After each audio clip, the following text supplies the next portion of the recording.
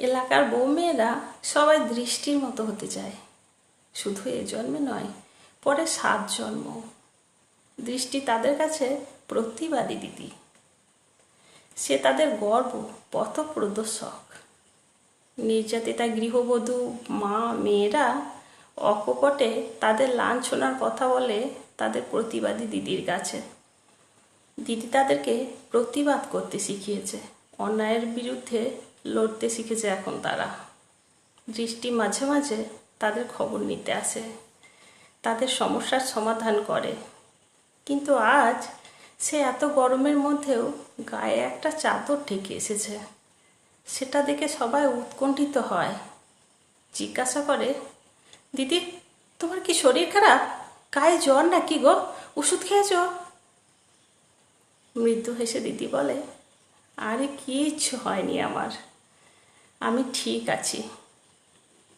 তোমরা সবাই কেমন আছো? তারা সমস্যারে বলে ওঠে, আমরা ভালো আছি দিদি।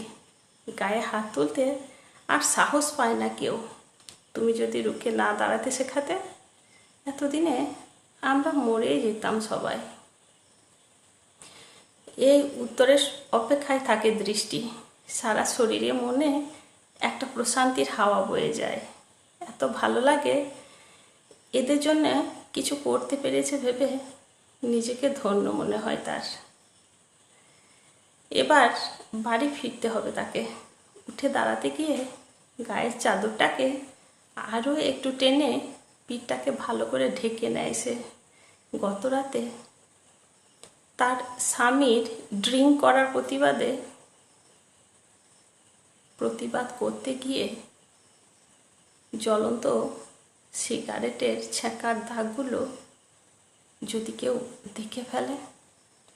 গল্পের নাম প্রতিবাদের দৃষ্টি। ধন্যবাদ।